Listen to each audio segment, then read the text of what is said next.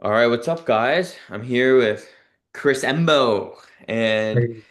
kicking ass right now in his coaching and his overall life. And going to be asking him some questions, seeing what he's doing well with his fitness. His shoulders are like friggin' Zeus, Mm, and Zeus has big shoulders. So, really want mm, to understand the method behind the madness. And mm.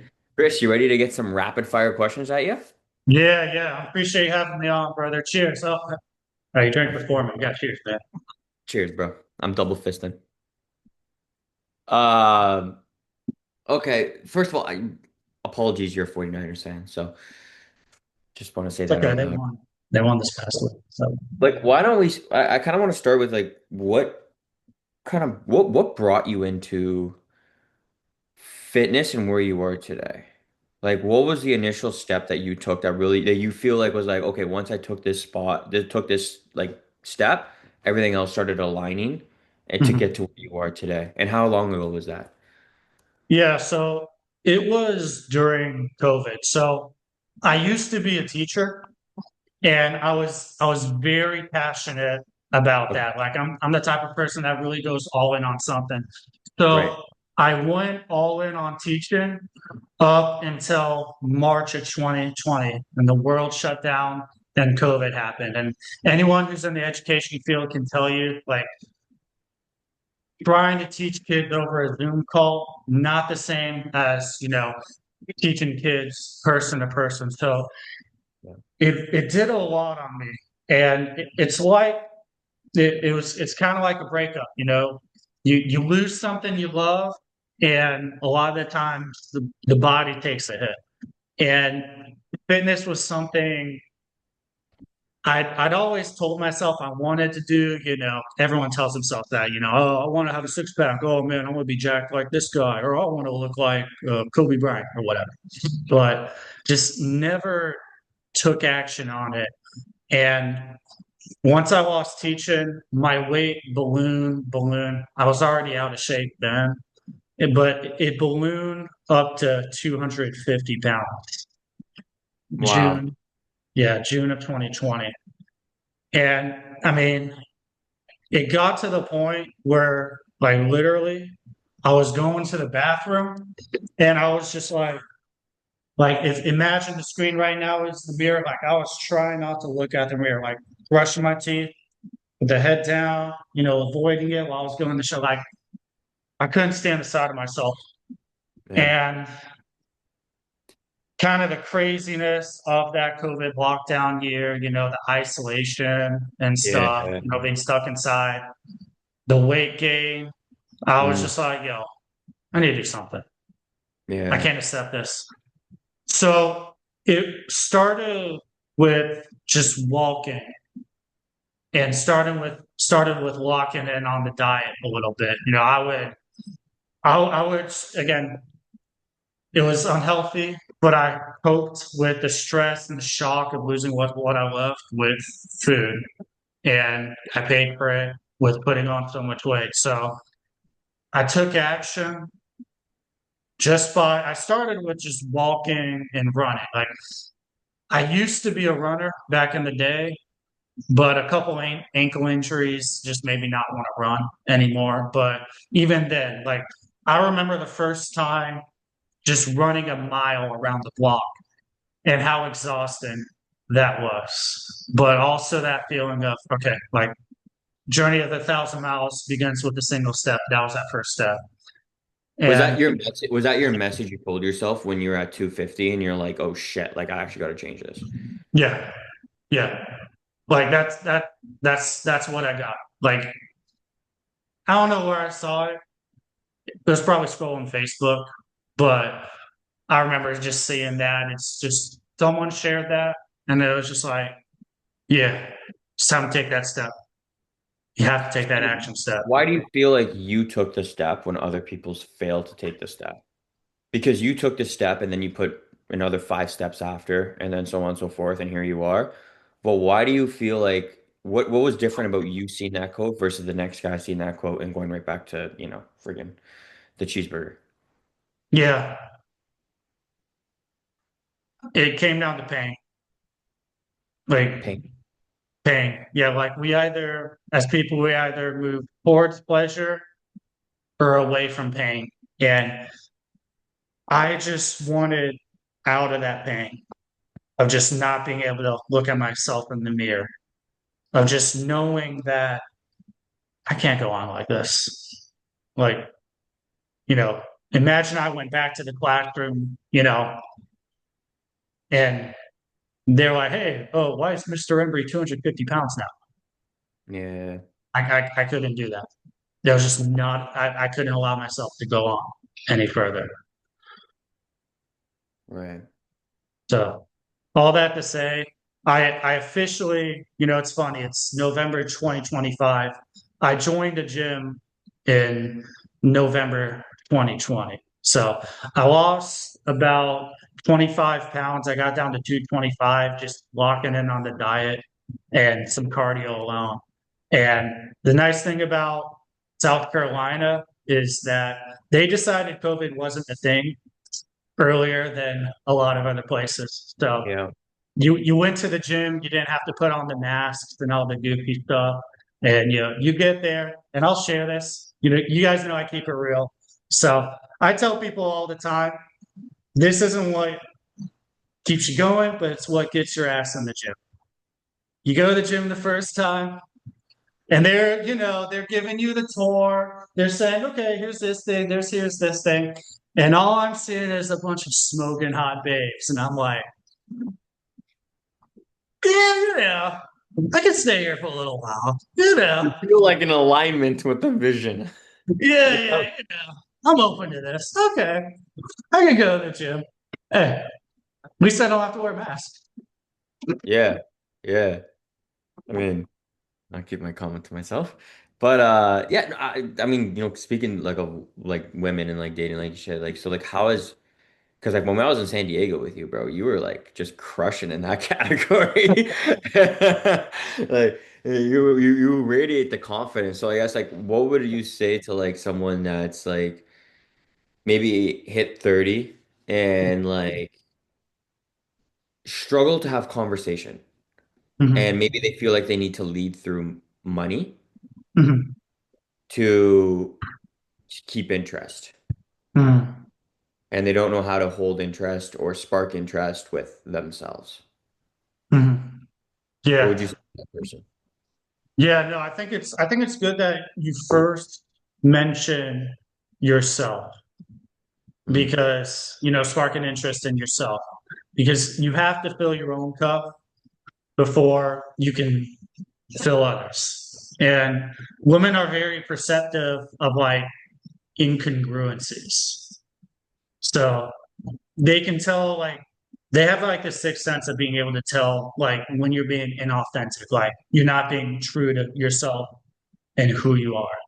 And I struggled for a while with something called imposter syndrome. So let me explain what I mean by that. So first thing, going back to what you said with leading with money, money does not get you a girl. Like I'm gonna say this: men are not attracted to money. Like if a girl comes up to us and be like, "Yeah, I get this job," and they're like, "We don't give a fuck. We don't give a fuck." But the thing people don't talk about is it works the other way around. See, money will keep a woman around, but money will not get like that genuine initial desire. Only your physique will do that. right. Were you about to have a follow-up question? Yeah, so I was saying like so I guess when people are like they're like 30, right? And they're Mhm. watching all these 25-year-olds get married and they still Mhm. kind of struggle with being themselves. They don't know how to find their core values to help keep a conversation like I or keep a spark. So like what would you say to remove that barrier of how can they be themselves so Mhm. that they don't feel like so that they can feel like they're actually like worth to be dating, you know? Yeah, Like how yeah, can no, someone be themselves comfortably? yeah. The easiest way to do that. and kind of tying it together with the physique is working on being the best version of yourself and knowing that you're working on being that best version of yourself. Because I don't want to hear someone to hear what I just said and say, "Oh, okay, we'll have to have a physique, so I'm going to start talking to women when I have a six pack." Like, no, that's a cook mindset. Like, you start talking to women now Yeah. for a couple of reasons. One, you start building yourself, build it. Like, we can't lie to ourselves. Like, I can't magically just say, "Oh, okay, I'm the world's best 3-point shooter." Like, no, I can't just roll up to the NBA 3-point contest and be like, "Yeah, you guys are cooked." No, like, we can't lie to ourselves. But when we put in the work in ourselves, it starts to become true. It starts to become true. I think that's the most powerful thing for someone who's just like in that headspace. And as a man, you get the power to create that own reality. And once you put in enough consistent effort, you're going to believe it. And like going back to what I said with like women sensing the congruency, once that you have believe it and you have this image in you, women are going to pick up on it and then they're going to believe in it and then they're going to want to speak with you. They're going to want to be around. And this isn't all women. Because like, women have types and you're not going to be everyone's type.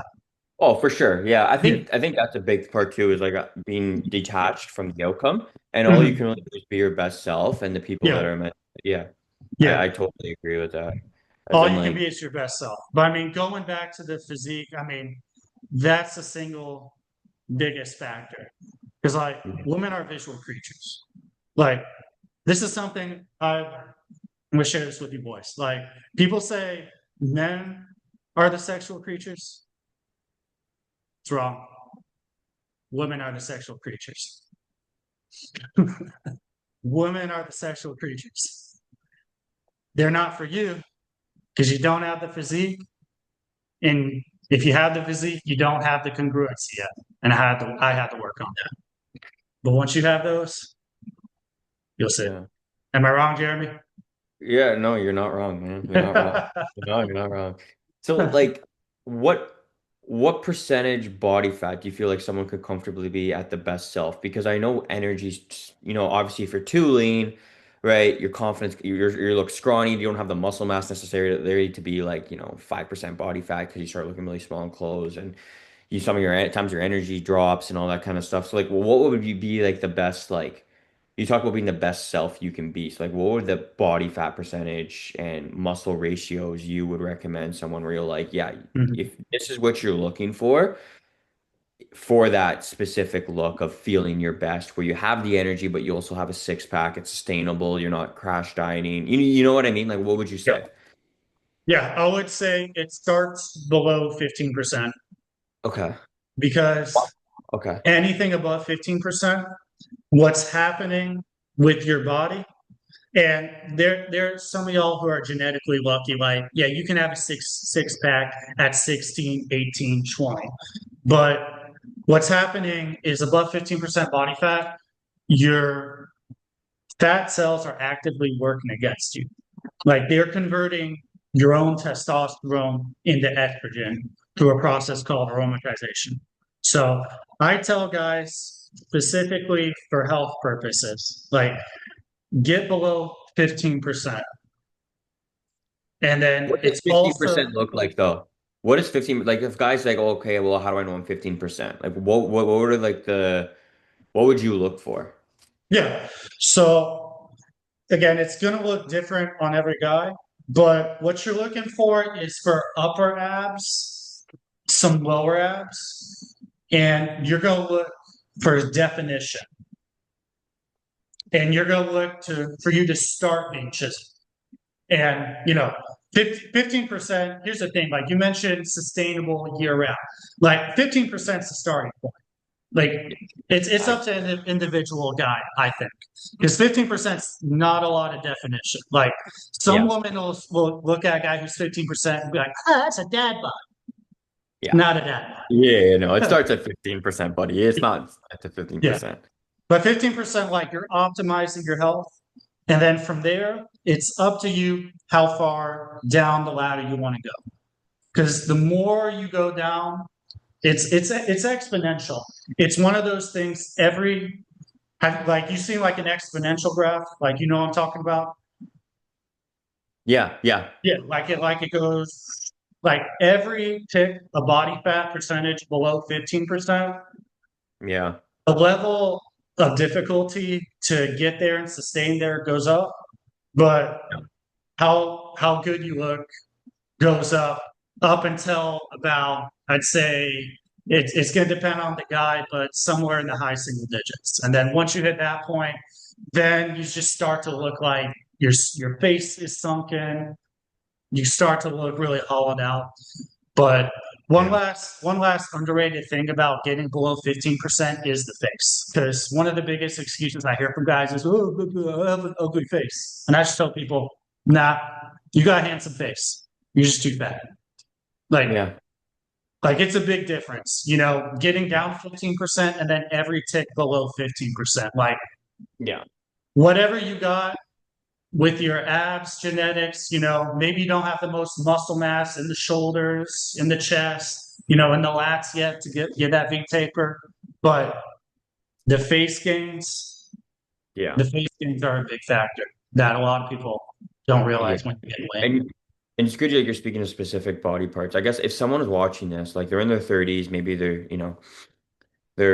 feel like they're in their later prime of their years, right? They're not in their 20s, but they're still 30s, a phenomenal age because it's like you have the experience, the wisdom of more than Mhm. a 20-year-old, but you can also like dial in your fitness. You're in a really good spot in your life. But like let's say there's like a muscle group lagging, right? Mhm. Let's say like the chest isn't growing for you, right? How or shoulders or arms.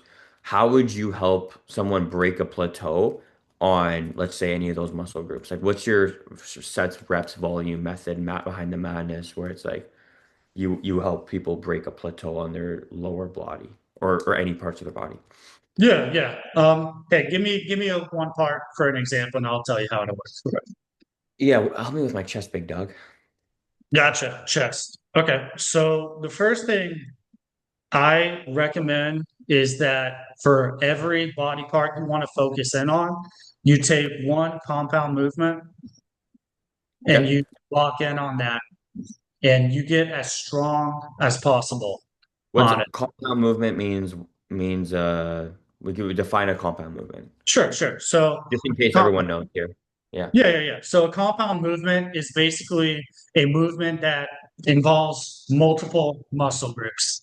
And each compound movement is going to specialize in one muscle group, but also give you some extra benefits. And these are great because they save you time. I'm very big on efficiency with my clients. I believe that 80% of your results in the gym come from 20% of your actions.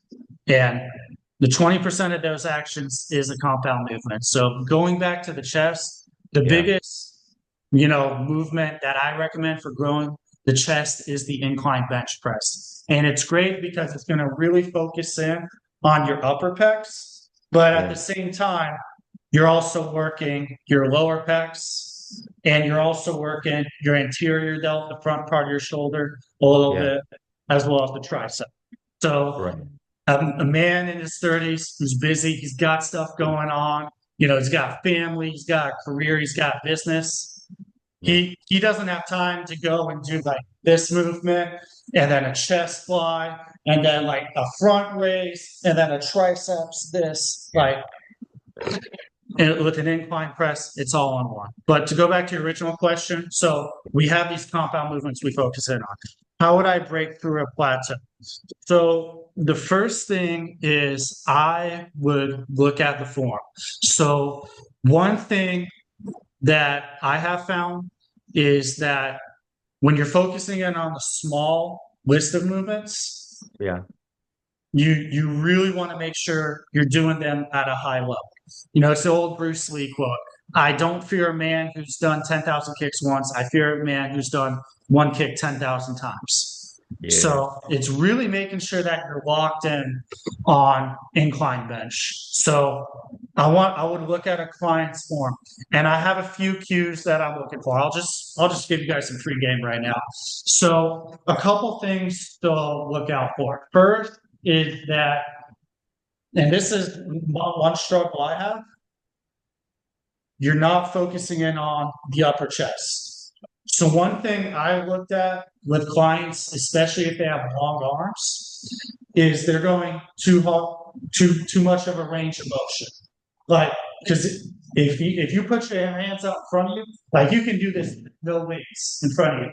You can pull it back and you can feel your upper chest. But if you pull it back too far, eventually your shoulders are going to take over. Mm. For example, so I'll catch clients doing this. They'll have long arms like me. They're going too far. Another thing is scapular retraction. Okay, and this is big for like the incline bench, the bench. So you want to make sure that when you're doing this movement, you take your shoulders back and down. And what this is going to do, I'm going to flip around so you can see my chest. Okay, this is another way we take the shoulders out of the movement and make Yeah. sure we're moving the chest. So I would look at those form cues because a lot of the times, if we're on a plateau, generally we're screwing up something with the form, which is understandable because when you're pushing for a personal record, the form's going to break down a bit. So make sure we got the form locked in. Second is I like to make sure that, we're doing a process that helps break through plateaus. So I do something called reverse pyramid training, and I teach my clients this. Yeah. Yeah. So reverse pyramid training is basically you take these high quality movements and you do 3 sets of them. I do 3 sets. Some people do 2, some people do 4, whatever you want. But you do that heavy set, and then what you do is you rest, but you take 10% of the weight off. So to use incline bench. So Yeah. let's say someone's doing 155 for incline bench. Okay. They'll do a heavy set of 5. Then Yeah. they'll rest 3 minutes and then do a second set. But what I Yeah. encourage my clients to do is push for extra reps on that second set. Because what that does is, one, like we talked about earlier, the weight's a little lighter. So generally the form's gonna be a little more locked in Yeah. on lighter sets, but the muscles are already stressed from the heavy set. Yep. So they'll have to do a second set for more reps, push for extra reps, and then they'll back off the weight 10% more, rest for 3 more minutes, do a third set for even more reps. So it's like 5, 6 to 8, 8 to 10. And, if you're watching this, I really recommend if you're struggling with the plateau, a lot of people struggle with plateaus, Jeremy, because they do it in reverse. So Mm. they'll do like 135 for 10 reps, then 145 for like 6 reps. And then by the time they get to 155, they're already tuckered out from those first 2 sets. And then they're getting like 3 reps. And Yeah. they're having a higher risk of injury because they're pushing their hardest when they're the most tired. Whereas if they started with the 155, they'd be able to get 5 reps. Then they could go and get 8, like 8 reps and 12 reps, and they would get more out of those back off sets. Because instead of spending that first set of 135, Yeah. up until like the 9th or 10th rep, then they're finally feeling something. They're feeling something from that very first rep with reverse pyramid training.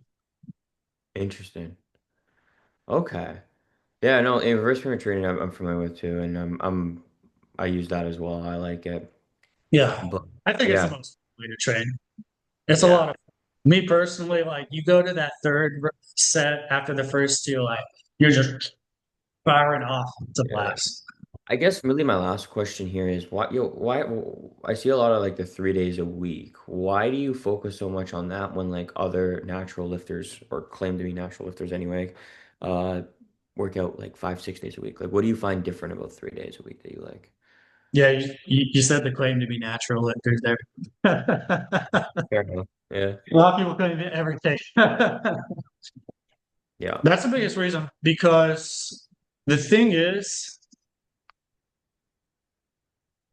people talk about muscles recovering, but they underrate the central nervous system. When you're doing these big bang for your buck movements, like an incline bench press, like a pull up, like a back squat, they tax your central nervous system. And your nervous system needs 48 hours to recover. So a lot of Yeah. people do like a 6 day push pull leg split. And, if you're doing that right now and you're enjoying it, you love it so much, you know, hey, you do what makes you happy. But what got me to move away was just that recovery. It's that central nervous system recovery. Because when I did 5 and 6 day splits, push pull legs, upper lower, that stuff, in Yeah. theory, my muscles were recovered. But Yeah. in practice, my central nervous system wasn't recovered. So let's say I train Monday through Friday on a given week. I would go in Thursday and Friday on fumes. Like I was just like, I don't want to train. Ugh. And I was never able to like bump the weights. Like I was only able to like bump the weights on Monday and Tuesday. And then by Friday I was just going through the motions. And that's not training. It's a waste That's of time. yeah. So less is more. Get the central nervous system, Yeah. and then just find a split that you really like. Find a workout program that you like. I say you like 80%. Like you're not supposed to like 100% of it because if you like 100%, you're not pushing yourself. Like Yeah. I like that point. yeah, but get in 3 days a week. I've seen 2 days a week work great as well. 4 days, it's okay, but I really like 3 days a week. Me personally, I really like ABA. So you'll have two separate programs, but you just flip them each time. So the first week you go ABA, Monday, Wednesday, Friday. The Oh second yeah. week, I did something like that. Yeah. yeah, that's what I've really found to stick with. But I like that idea. yeah, Okay. Well, man, that was phenomenal, dude. Thank you yeah. for hopping on. And if you were to say, I guess, a closing statement here, say one sentence to someone, in their 30s trying to get in shape. Just one sentence that could just really help them. Just if they were to remember that quote that helped you make your transfer, if you were to say one thing right here and look at them in the eye in the camera, go like this, and just say one thing for them. No kissing, please. But yeah, you'd say No thank you. promises. You are the author of your own fate. Take control.